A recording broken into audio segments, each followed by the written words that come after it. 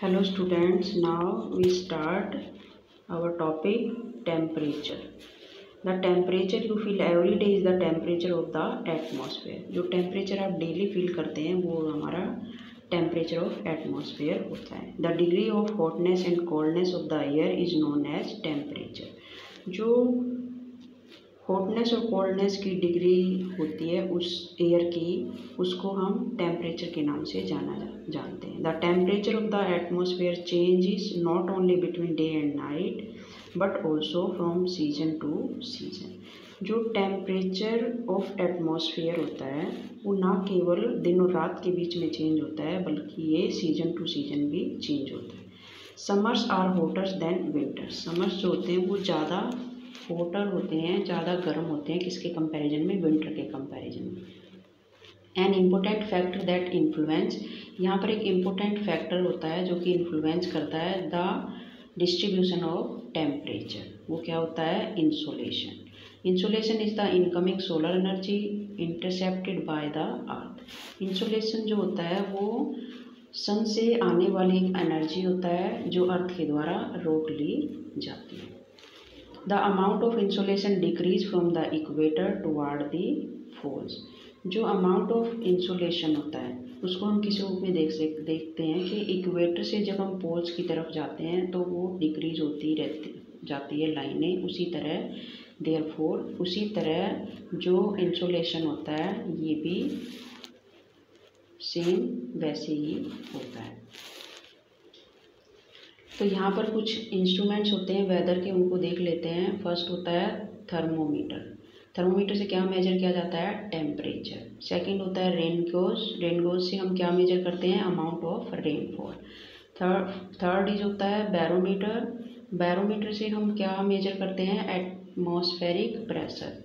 Fourth होता है wind vane, और विंड वेन से हम क्या मेजर करते हैं, डायरेक्शन ऑफ विंड. तो ये होते हैं हमारे वेदर इंस्ट्रूमेंट.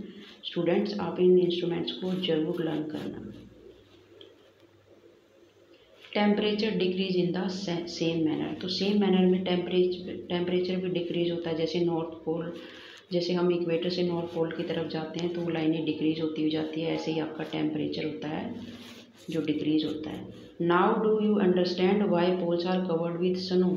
अब आप समझ गए होंगे कि जो हमारे पोल्स होते हैं वो स्नो से क्यों कवर्ड होते हैं. If the earth temperature rise to high it would become too warm for some crops to grow. यदि अर्थ का जो टेम्परेचर होता है अगर ज़्यादा हाई हो जाएगा तो इससे क्या होगा कि बहुत ज़्यादा गर्मी हो जाएगी जिसकी वजह से फसल हम पैदा नहीं कर सकते. Temperature in cities is much higher than that of village. जो सिटीज़ का टेम्परेचर होता है वो विलेजों की बजाय ज़्यादा होता है, गांव की बजाय ज़्यादा होता है. The concrete and metal in building and the asphalt of roads get heated up during the day. This heat is released during the night. इससे क्या होगा कि दिन के समय में जो एसफाल्ट से बनी सड़कें और मेटल और कंक्रीट से बनी हुई जो बिल्डिंग्स होती है वो गर्म हो जाती है, और रात के समय ये क्या रिलीज करती हैं, हीट रिलीज करती है. Also the crowded high rise building of the cities trap the warm air and thus raise the temperature of cities. क्या होता है कि जो सिटीज़ के अंदर जो क्राउड वाले ऊंचे ऊंचे भवन होते हैं वो गर्म हवा को रोक लेते हैं जिससे जो सिटी का जो टेम्परेचर होता है वो बढ़ जाता है. यहाँ पर हम देखते हैं कि तापमान को मापने के लिए जो डिग्री होती है, यूनिट मेजरमेंट जो होता है वो होता है सेल्सियस. हम तापमान को किस में माप सकते हैं, सेल्सियस के अंदर. It was invented by Anders Celsius. इसको किसने इन्वेंट किया था, अंडर सेल्सियस ने. On the Celsius scales the water freeze at 0 degree Celsius. Celsius scale के ऊपर हम जल को 0 डिग्री सेल्सियस पर ये जम जाता है जब हम उसको आप पैमाना करते हैं, और 100 डिग्री सेल्सियस पर ये उबलता है. तो इस तरह से ये सेल्सियस में मापा जाता है. Next is air pressure. You will be surprised to know that air above us presses us with a great force on our bodies. It means ये जानकर आपको आश्चर्य होगा कि वायु जो होती है हमारे शरीर पर क्या बनाती है, हाई प्रेशर के साथ फोर्स लगाती है. हम इसको अनुभव नहीं करते हैं. However, we don't even feel it. This is because the air pressure us from all direction and our body exert A counter pressure. इस किस कारण से कि एयर का जो प्रेशर होता है वो हमारे ऊपर चारों दिशाओं से लगता है और हमारा शरीर जो होता है उसके अपोजिट, उसके विपरीत में बल लगाता है। Air pressure is defined as the pressure exert by the way of air on the earth surface. Air pressure जो होता है, एयर प्रेशर क्या होता है कि एयर प्रेशर के अंदर पृथ्वी की जो सरफेस होती है वो एयर का जो वे होता है उसके द्वारा लगाया गया प्रेशर क्या कहलाता है, air pressure. As we go up layer of atmosphere, जैसे जैसे हम एटमोसफेयर के अंदर जाते हैं, द प्रेशर फॉल्स रैपिडली, तो ये प्रेशर जो होता है तेज़ी से गिरता है। The air pressure is highest at sea level, जो हाईएस्ट एयर प्रेशर होता है वो सी लेवल के ऊपर होता है। एंड डिक्रीज विद हाइट, और जैसे ऊंचाई पर जाएंगे तो ये डिक्रीज हो जाता है। इसलिए जो हमारे माउंटेनियर्स होते हैं जब वो पहाड़ों पर चढ़ते हैं तो वो अपने साथ ऑक्सीजन के सिलेंडर ले जाते हैं, क्योंकि वहाँ पर एयर का जो प्रेशर होता है वो बहुत कम होता है दाब के कारण। Horizontal, the distribution of the air pressure is influenced by temperature of air pressure. जो डिस्ट्रीब्यूशन ऑफ एयर प्रेशर होता है वो किससे इन्फ्लुएंस होता है, वो टेम्परेचर ऑफ एयर से इन्फ्लुएंस होता है, किसी भी जगह का जो एयर टेम्परेचर होता है उससे। In areas where temperature is high the air gets heated and rises. जिन एरियाज का टेम्परेचर हाई होता है वहाँ पर हवा जो होती है वो गर्म होती है, ऊपर उठ जाती है। This create a low pressure areas, और ये क्या क्रिएट करती है, लो प्रेशर एरियाज को क्रिएट करती है। Low pressure is associated with cloudy skies and wet weather. Low pressure areas जो होते हैं वो किसको एसोसिएट करते हैं, उसमें आकाश के अंदर बादल होते हैं और जो वेदर होता है वो वेट होता है। इन एरियाज हैविंग लोअर टेम्परेचर, जिन एरियाज के अंदर टेम्परेचर लोअर होता है, द एयर इज कूल, वहाँ पर हवा ठंडी होती है। इट इज़ देयरफॉर हैवी, इसलिए ये हैवी होती है। Heavy air sink and create a high pressure areas. Heavy जो एयर होती है वो नीचे आएगी और क्या क्रिएट करेगी, air pressure, high air pressure areas create करती है। High pressure is associated with the clear and sunny skies, और हाई प्रेशर जो होता है वो क्या एसोसिएट करता है, आसमान बिल्कुल साफ हो, क्लियर और सन स्काई होता है। The air always moves from high pressure areas to low pressure areas. हवा जो होती है वो हमेशा कैसे मूव करती है, हाई प्रेशर एरियाज से लो प्रेशर एरियाज की तरफ। तो इसका एग्जांपल हम इसमें देखते हैं, जो इम्पोर्टेंट बॉक्स के अंदर चीज़ें लिखी हुई होती है। On the moon there is no air and hence no air pressure. जब चांद पर हम जाते हैं तो वहाँ पर ना तो हवा होती है ना एयर प्रेशर होता है। Astronauts have to wear special protective space suits filled with air. जब एस्ट्रोनट्स जो होते हैं उसके ऊपर जाते हैं स्पेस में तो वो प्रोटेक्टिव करने के लिए अपने आप को स्पेस सूट पहन कर जाते हैं जिसके अंदर हवा भरी हुई होती है। When they go to the moon, जब वो मून के ऊपर जाते हैं, if they did not wear the space suit, यदि वो स्पेस सूट नहीं पहनते हैं, the counter pressure exert by the body of the astronauts would make the blood cells burst. जो यहाँ पर क्या होगा कि अंतरिक्ष के अंदर जब वे पोशाक को ना पहने तो अंतरिक्ष यात्रियों के जो शरीर द्वारा, जो एस्ट्रोनट के शरीर के द्वारा विपरीत बल लगने के कारण उनकी जो वेन्स होती है, विसल्स, वो ब्लड विसल्स वो ब्रस्ट हो जाती है, फट जाती है, जिससे अंतरिक्ष यात्री की मृत्यु भी हो सकती है। तो इसलिए एयर प्रेशर जो होता है वो ऐसे हमें हार्म करता है। अब हम पढ़ेंगे winds. The movement of air from high pressure area to low pressure area is called wind. जो एयर का मूवमेंट होता है हाई प्रेशर से लो प्रेशर की ओर तो उसको क्या बोलते हैं, विंड बोलते हैं। You can see wind at work at it blow dry leaves down the pavement और uproot tree during a storm. आप देख सकते हैं कि हवा जब चलती है, तेज़ हवा जब चलती है, विंड जब चलती है तो अपने साथ सूखे पत्ते बहा कर ले जाती है, और जब वो और तेज हो जाती है तूफान के रूप में, जब वो बन जाती है तो वो क्या करती है, वो पेड़ों को भी उखाड़ देती है। Sometimes when the winds blow gently you can even see it blowing away smoke और फाइन डस्ट। और कई बार जब विंड्स जो होती है जेंटली ब्लो करती है और भी तेज़ी से बहती है तो आप ये देख सकते हैं कि उसके अंदर स्मोक और जो फाइन डस्ट होती है, बारीक जो कण होते हैं उसके साथ बहते हैं। At times wind can be so strong that it is difficult to walk against. और ऐसे टाइम में हम उसके अंदर चल नहीं सकते हवा के अंदर। जब हवा स्ट्रॉन्ग होती है तो हम उसके अगेंस्ट में वॉक नहीं कर सकते। You must have experience it is not easy to hold an umbrella on a windy day. और आपने ये एक्सपीरियंस किया होगा कि विंडी डे के अंदर हम जो अम्ब्रेला होता है उसको ईजिली होल्ड नहीं कर पाते हैं। अम्ब्रेला या तो उल्टा हो जाता है या फिर उड़ता है। Think of some other examples when strong winds have created. यहाँ पर जो सोचने वाली चीज़ होती है कि जब तेज पवन के कारण आपके लिए समस्याएं हुई हो। Create a problems of it for you. Winds can be broadly divide into 3 types. Winds को हम यहाँ 3 टाइप में डिवाइड करते हैं। फर्स्ट चीज़ होती है परमानेंट विंड्स। परमानेंट विंड को हम ट्रेड विंड्स भी बोलते हैं। व्यापारिक विंड्स इनको बोला जाता है कि ये किसी को नुकसान नहीं पहुंचाती है, ये लगातार चलती है, साल भर चलती है। Westerlies and easterlies are permanent wind.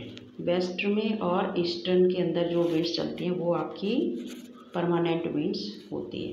These blow constantly through out the year in a particular direction, और एक ही डायरेक्शन के अंदर चलती है। Seasonal winds, these winds change their direction in different seasons. ये जो विंड्स होती है ये सीजन टू सीजन अपने आप को चेंज कर लेती है। डिफरेंट सीजन में ये डायरेक्शन चेंज हो जाती है इनकी। For example monsoon in India, जैसे कि इंडिया के अंदर जब मानसून आता है तो जो विंड्स की डायरेक्शन होती है वो चेंज हो जाती है। Local winds, these blow only during a particular period of the day. ये एक particular period of the day, दिन के एक पीरियड के दौरान चलती है, या फिर ईयर में इन ए स्मॉल एरियाज, जो स्मॉल एरियाज होते हैं वहाँ पर। फॉर एग्जांपल हम देख सकते हैं कि लैंड एंड सी ब्रीज एक एग्जांपल होता है। Do you recall the hot and dry local winds? क्या आपको याद है हॉट और ड्राई लोकल विंड्स जो है नॉर्दर्न प्लेन ऑफ इंडिया के अंदर जो बहती है, इट इज़ कोल्ड लू, जिसको लू बोला जाता है। अब यहाँ पर हम देखेंगे कि ये जो पिक्चर बनी होती है विंड की, इनकी आप डायरेक्शन देखोगे कि ये इक्वेटर की तरफ इनका एरो होता है। तो ये आपकी कौन सी विंड्स होती है? सीजनल विंड्स होती है, लगातार चलती है। थोड़ा ऊपर जाएंगे तो ये जो ट्रॉपिकल हाई प्रेशर के अंदर इनका क्या होता है, ये प्रिवेलिंग वेस्टर्लाइज होती है, इनकी जो डायरेक्शन होती है वो चेंज होती है।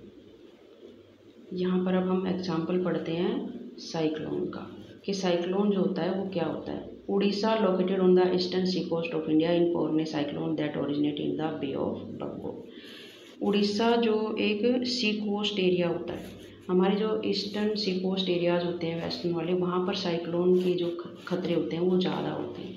तो वहाँ से बे ऑफ बंगाल से इसका ओरिजिनेट होता है। On 17-18 October 1999 cyclone hit 5 district of the state.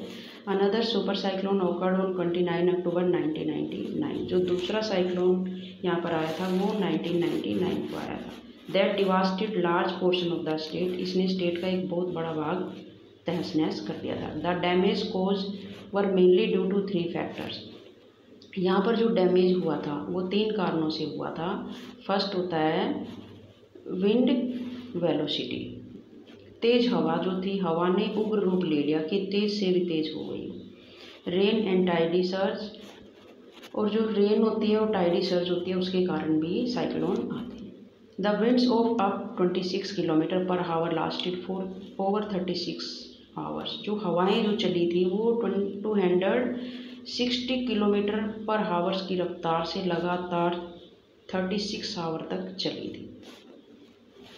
These high velocity winds approved tree and damage the कच्चा हाउसेज। ये जो हाई स्पीड वेलोसिटी विंड थी, इन्होंने क्या किया कि पेड़ों को उखाड़ दिया और जो कच्चे हाउसेज होते थे उनको डैमेज कर दिया। Roof top of several industries shades and other houses were also ब्लॉन away. और यहाँ पर जो इंडस्ट्रीज़ की जो छतें होती थी और दूसरे जो घर होते थे उनको इसने उखाड़ दिया। Power supply the end telecom line snap completely. और जो पावर सप्लाई थी, बिजली की जो आपूर्ति होती है और जो फ़ोन वगैरह होते हैं, इनके पूरी तरह से इनको कम्प्लीटली स्नैप कर दिया, इनको डिस्टर्ब कर दिया। Heavy rain awkward under the influence of the cyclone for 3 days continuously. मतलब साइक्लोन की वजह से 3 दिन तक लगातार हैवी रेन होती रही। These rain lead to flooding in the major river of the Orissa. और इस वजह से उड़ीसा की जो मेजर रिवर्स होती है उनमें बाढ़ आ गई। The cyclone winds cause tidal wave, cyclone winds जो होती है किस कारण आती है, वो टाइडल वेव्स के कारण। स्वेप्ट 20 किलोमीटर, ये 20 किलोमीटर तक आ गई, और इससे क्या हुआ कि India inland and brought massive destruction to the coastal areas. The 7 to 10 meter high tidal wave introduced suddenly and caused massive damage to the standing paddy crops. और इसने क्या किया कि वहाँ पर खड़ी जो फसल थी हमारी, चावल की जो खेती थी, उसको भी ख़त्म कर दिया, इसने डैमेज कर दिया। Next is the cyclone originated as depression in the Gulf of Thailand. ये जो साइक्लोन ओरिजिनेट हुआ था ये गल्फ ऑफ थाईलैंड के दाब के कारण हुआ था। Near east of port Blair, जो पोर्ट ब्लेयर के पास होता है। On 25 October 1999 gradually moved in north west direction, और ये 25 अक्टूबर 1999 को धीरे धीरे मूव करता हुआ नॉर्थ जो वेस्ट वार्ड होता है उसकी तरफ पहुंच गया। It intensify into super cyclone, इसने सुपर साइक्लोन का रूप धारण कर लिया। And hit the area between Erasama and Balikunda in Odisha on 29 October at 10:30 AM।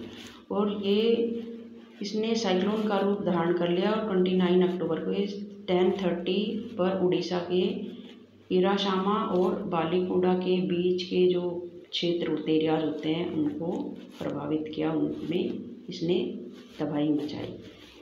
The super cyclone swept the entire coast of Orissa, जो सुपर साइक्लोन होता है इसने भुवनेश्वर, कटक और 28 जो तटीय नगर होते हैं उड़ीसा के पूरे तट को उन्होंने बर्बाद कर दिया। Include the city of Bhubaneswar and Cuttack and 28 coastal towns. About 30 million people were affected.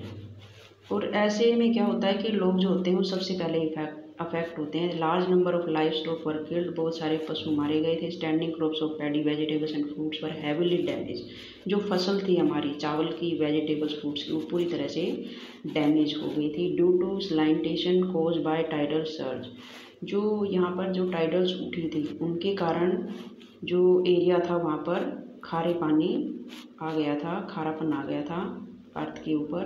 Track of agriculture land have turn infertile, और उसने क्या प्रभाव डाला कि जो हमारी जो भूमि थी उसको इनफर्टाइल कर दिया, अनउपजाऊ बना दिया। Last track of salt teak and bamboo plantation has disappeared, और इसकी वजह से वो क्या हुआ कि साल्ट टेक और बम्बूज के जो प्लांटेशंस थे, जो बाग थे, वो डिसअपियर हो गए, बिल्कुल ख़त्म हो गए। The mangrove forest between Paradip and Konark vanish, लुप्त हो गए। मैंग्रोव के जो फॉरेस्ट थे बिटवीन पारादीप और कोणार्क के बीच के जो मैंग्रोव फॉरेस्ट होते हैं वो लुप्त हो गए। अब हम पढ़ेंगे moisture. Moisture when water evaporate from land and different water bodies it becomes water vapour. जब पानी जो होता है इवापोरेट होता है लैंड और डिफरेंट वाटर बॉडीज से, तो ये क्या बनाता है, ये वाटर वेपर बनाता है। Moisture in the air at any time, और मॉइस्चर जो होता है हवा में किसी भी समय होता है। इट नॉन एज ह्यूमिडिटी, इसको ह्यूमिडिटी के नाम से जाना जाता है। When the air is full of water vapour, जब एयर जो होती है एयर के अंदर फुल ऑफ वाटर वेपर होता है तो we call it a humid day, हम उसको ह्यूमिड डे बोल सकते हैं। As the area get warmer, जब एरिया जो होता है गर्म होता है, it capacity to hold the water vapour increase, तो उसकी वाटर वेपर को होल्ड करने की जो कैपेसिटी होती है वो बढ़ जाती है। And so it becomes more and more humid, और वो और ज़्यादा ह्यूमिड हो जाता है। On a humid day cloth take longer to dry, humid day के अंदर कपड़े जो होते हैं वो बहुत टाइम बाद सूखते हैं। And sweat from our body does not evaporate easily, और हमारी जो बॉडी का पसीना होता है वो ईजिली इवापोरेट नहीं होता, making us feel very uncomfortable, इससे हम क्या फील करते हैं, वेरी अनकम्फर्टेबल अपने आप को फील करते हैं। When the water vapour rises it starts cooling, जब वाटर जो होता है वेपर के रूप में उठता है तो ये क्या स्टार्ट करता है, कूलिंग स्टार्ट करता है, ठंडा होना शुरू होता है। The water vapour condenses causes formation of droplet of water, इससे क्या होता है कि जो वाटर वेपर होता है जब वो ठंडा होकर जल की बूंद बनाता है। Cloud are just masses of such water droplet, और ये जो क्लाउड्स होते हैं इनमें वाटर ड्रॉपलेट जो होती है वो इकट्ठा हो जाती है। When this droplet of water becomes too heavy to float in air, और ये जब ये ड्रॉपलेट वाटर की जो ड्रॉपलेट होती है और ज़्यादा हैवी हो जाती है तो ये एयर के अंदर फ्लोट करती रहती है। Then they come down as precipitation, और उसके बाद जब ये नीचे आती हैं तो प्रेसिपिटेशन के रूप में आती है। Next is jet planes. Jet planes flying in the sky leave a wide trail behind them, कि आकाश में जब जेट उड़ते हैं तो अपने पीछे एक सफ़ेद टाइप की ट्रेल छोड़ते हुए जाते हैं। The moisture from their engines condenses, ये किस वजह से होता है? मॉइस्चर की वजह से होता है इंजन के अंदर। इंजन से जो निकलती है कॉन्डेंस, उसकी वजह से ऐसा होता है। We see trail of condensed moisture for sometimes when there is no air movement to disturb it, और कई बार हम देखते हैं कि ये जो लाइन बनती है, अगर एयर जो होती है हवा के अंदर मूवमेंट नहीं करती है तो ये बिखरती नहीं है, लेकिन जैसे ही हवा जब मूवमेंट करती है तो इसको डिस्टर्ब कर देती है। Precipitation that comes down to the earth in liquid form is called rain, और ये जो प्रेसिपिटेशन जो होता है जब ये अर्थ पर आता है, गिरता है, तो ये वर्षा के रूप में आता है, लिक्विड रूप में आता है, जिसको हम क्या कहते हैं? रेन बोलते हैं। Most of ground water comes from rain water, ज़्यादातर जो ग्राउंड वाटर्स के अंदर जो पानी होता है वो रेन वाटर का होता है। Plants help preserve water, plants जो होते हैं वो हेल्प करते हैं पानी को प्रिजर्व करने में। When trees on hill sides are cut, जब हम ट्रीज के पहाड़ों से पेड़ को काटते हैं तो इससे क्या होता है कि जो बिना वनस्पति के पहाड़ों से नीचे पानी बहता है। पानी जो होगा down the bare mount and can cause flooding of low lying area,